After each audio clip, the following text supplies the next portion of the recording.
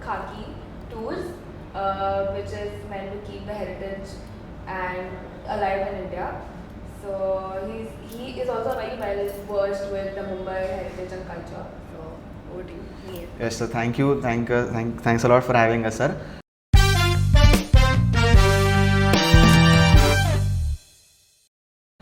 I've been born and brought up in Girgaon.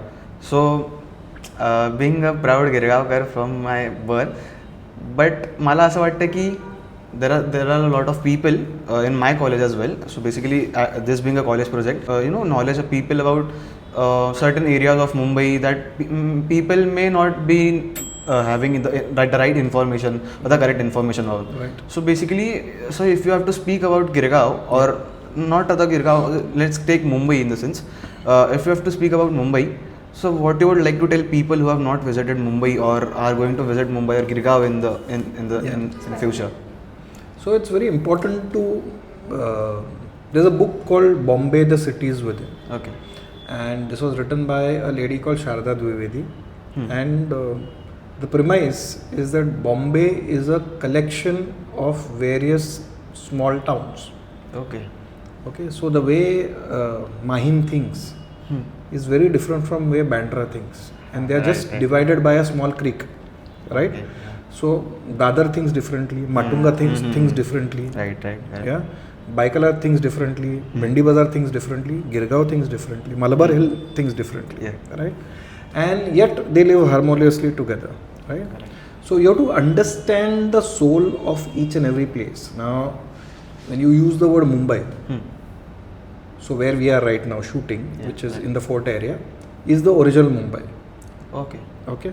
So the entire stretch from Kala Ghoda to CSMT station, only that distance is Mumbai.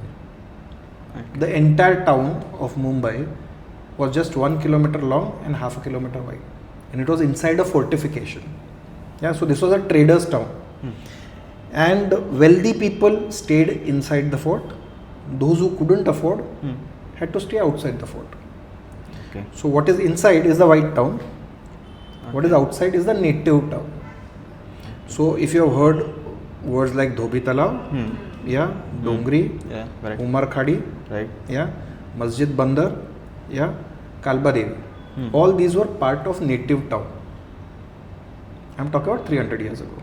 Yeah. Correct. Yeah, and beyond that were paddy fields. So when you look at Bhuleshwar, what today we would call it Chira Bazar, places like Thakurdwar and Girgaon and beyond, all these were either paddy fields or coconut groves. Okay. Now you would have seen a bus going saying Back Bay Agar. Some buses have that name, Back Bay Agar. So where is Back Bay? What is Back Bay? Have you seen Back Bay? No. No. You see it every day. Okay, so what you see at Marine Drive is Back Bay. Oh. Okay. Now, why is it back? Doesn't the city face the west? No, it doesn't. Oh. The city actually faces the east. Because before the airport came, before the railway lines came, everybody entered the city by boats. Right. Correct. And the harbour is to the east. East. So that is the entry to the Oh. city. So that is the Back Bay. Now that the city has grown, you don't look at the fact that it faces east. East. Okay. So all the wealthy people, important things, everything were facing the port. Girgaon was on the Back Bay. So it was a Virar or Palghar of its times, Okay. where if you don't have money, then you stay in Girgaon. Get it. Okay. So Girgaon was essentially meant for people who were working for somebody else, or they were artists who couldn't afford to stay nearer to fort. They stayed there. There were no railway lines. Everybody had to walk. Everybody walked everywhere. Very few people could afford horse carriages. So you can walk down to fort. So a clerk can stay in Girgaon and walk down to fort and work somewhere. Masses, middle class people, and on the other side of the hill, on the hill, were wealthy people who started coming, which is Malabar Hill. So you had masses and classes on both sides. This sparked a very interesting mix in the entire area called Girgaon, because this allowed you to have access to both. So artists, thinkers, reformers all located themselves in Girgaon because that is where the spark was happening. right? So all the religious reformers, Pratana Samaj, you know, many religious reformers, social reformers were based out of Girgaon. First. Second was in terms of women's emancipation. So all the pioneering people who fought for women's rights, were based in Girgaon. We actually do a walk in that area called Wonder Women, talking about women contribution. In and around Gav Devi. Then, if you look at it, pioneering healthcare, education, right? So all these schools, Kamalabai is the oldest surviving school in the city, right? And it's still SLNSS. So all these were pioneering. I was told that Ram Mohan School was the first co-ed school in India. Pratana Samaj started Ram Mohan School, was the first co-ed in India. There was no concept of a co-ed school. Girls went to a separate school, boys went to a... So isn't it pioneering that this area has sparked so much? The entire freedom struggle, long before Gandhi came on the scene. It starts with a man called Bhaskar Pandurang Tadkarkar, right? He writes letters talking about how British are draining it out 200 years ago. Right? It starts from there, whether it was Lokmanya Tilak, so she mentioned about Ganesh Utsav. So many things have happened that Girgaon has always been the hotbed. Shantaram Chaul has been a place because it had a large area to gather. Some of the greatest of, probably half the people who appear in your history books in 3rd standard or 4th standard, where they talk of freedom fighters, half of them would have given speeches in Girgaon. Right? Because Azad Maidan, August Kranti Maidan, Gowalia Tank, that is where Quit India happened. Just across is a place where Congress was born, Indian National Congress was born. Congress House is there, Zina Hall is there. All these are things because it is not possible we only think of Dandi March as something that happened in Dandi. Equivalent marches happened in Mumbai. They happened at Juhu, they happened at Wadala where I stay, they happened in Chowpatty, they happened in Congress House. So it is a pan-India, going to Dandi was symbolism, but Girgaon actively participated in all this. Subhash Chandra Bose had come to Girgaon. So all these greatest of greats all have come to Girgaon because it was a hotbed for intellectuals to interact. As we discussed, I guess this point came up. So as you said that being a Girgaonkar from the start, I have been born and brought up in Girgaon. So there is this comment that people tell me that Mihir yaar, you are from Sobo yaar, tu to Sobo se hai, so you must be having a great lifestyle and all, you must be living in some tower or something, but they do not get this point that I come from a chawl system. My parents, myself, my ancestors have built their legacy over there. And not only my family, there are other people as well, as you just took the names that have built Girgaon in some other and Mumbai and India. Sir. So what would you like to tell the people that come with this propaganda or this thinking to South Bombay side? See, that's what you have to say. The fact is that South Mumbai has been a hotbed of so many things. So legacy continues. It is important for young people like you in Girgaon to understand the legacy and pass it on and talk about it to people. Otherwise, they will never know. Just the way Bandra today has a brag value, Girgaon had a brag value at one point of time. We have lost it sheerly because the city expanded. People wanted bigger houses. Accessibility increased because of the railway line. So imagine, I'm just, I think so, around this time, 100 years ago, Parle Products was established. Parle factory was established.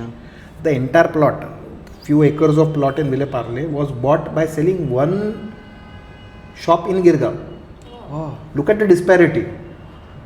One shop in Girgaon was sold, I think so it was a tailoring shop, sold to buy a few acres of land in Ville Parle to establish a factory.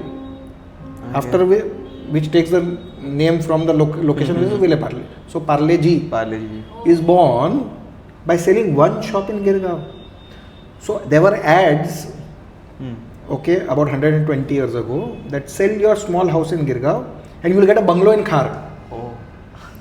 And if you buy this bungalow in Khar, we'll give you 1 year of railway pass free to come to your workplace. And it is so quick to come and go. So there is an entire area in Khar West. There's a place called Madhu Park, and the bungalows all around are actually of Girgaonkars who gave up their small houses From Giri. and moved out because the government incentivized. Yeah. So the way we mentioned houses right now. So also the cannot say like pioneer, but the architecture structure was brought by the Portuguese before. So what do you have to say about this? So I don't think so. Mumbai is much of architecture is exactly derived from Portuguese architecture.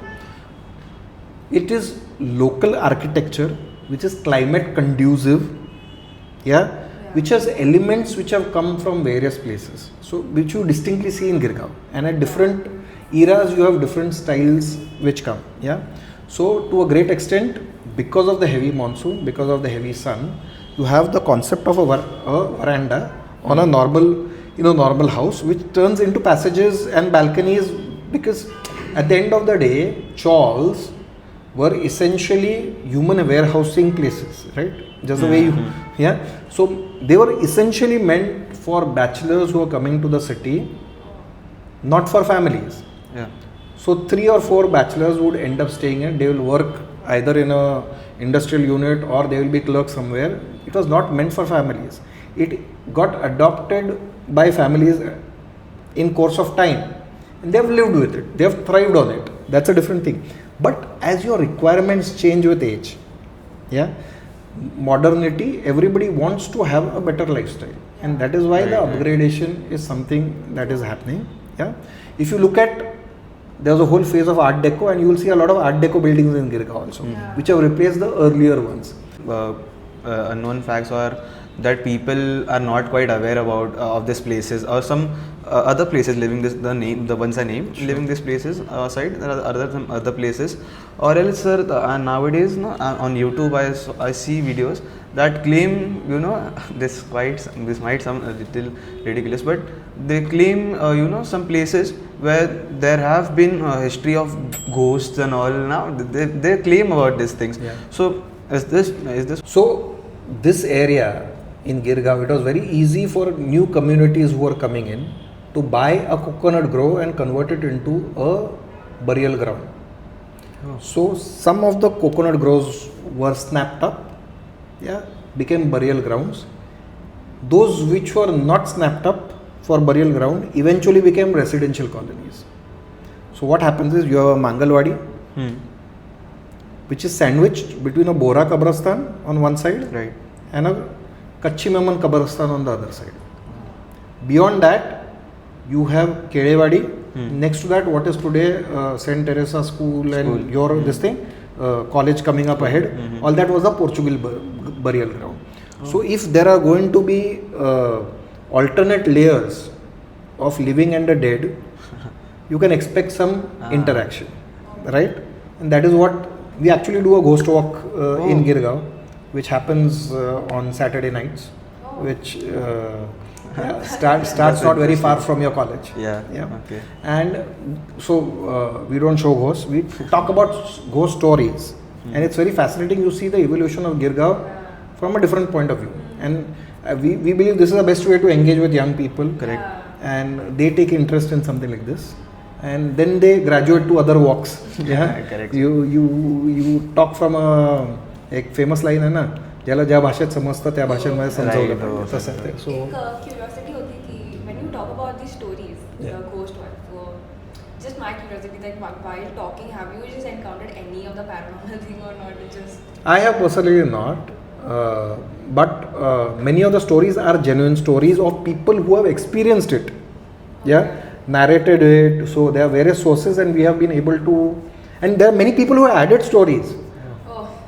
So somebody says, oh, I used to stay here and this happened, this was my school, and the principal's ghost used to, these kind of stories, because people get so excited, because they come, they say, I used to stay here, this is what happened, and this is what my grandmother told me.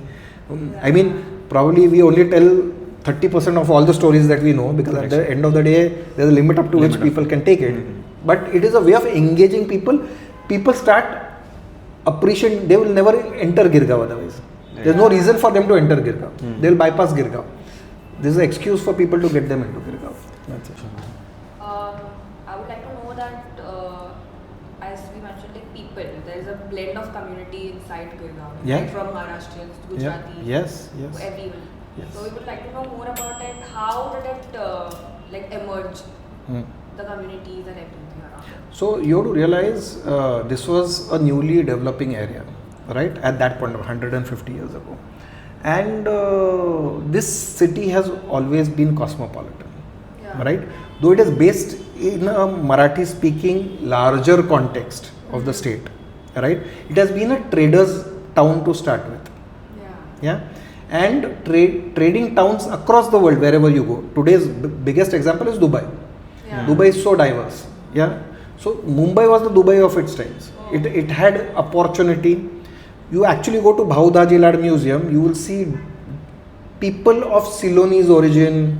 There's small statuettes of couples of various communities, and there are communities which you can never even think they are existing in Mumbai, right?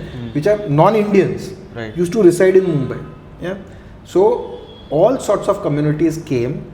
The biggest strength of this city was that then instead of competing with each other, they collaborated. Especially the two largest communities at that point of time were Marathi speaking and the Gujarati speaking. They collaborated, they didn't compete. That is the strength of the city. That is the reason nowhere else could a city like this be created. Neither in the rest of Maharashtra nor in Gujarat. Yeah, it is the strength of various communities building on each other, where meritocracy is there, is what makes this city unique. And South Mumbai is actually the original DNA on which the rest of the city has been built. Right? So it exists here and spreads. So you have a Girgaon. Girgaonkars then went to the other. So you have another Girgaon equivalent, and then there's a Parla, and so on and so forth. To tell my audience that if you are visiting Girgaon or want to visit Girgaon or any part of Mumbai as well, sir, you can contact Khaaki Tours anytime. Khaaki Tours has various packages for touring, having your tourist packages in Girgaon and Mumbai as well. So all the audiences out there, if you want to feel the rhythm of Mumbai and have the proper Mumbai tour, sir is the right person to visit to. Thank you. Yeah, Thank you, sir. we really got to know a lot of interesting facts that the local Girgaonkars wouldn't even have known.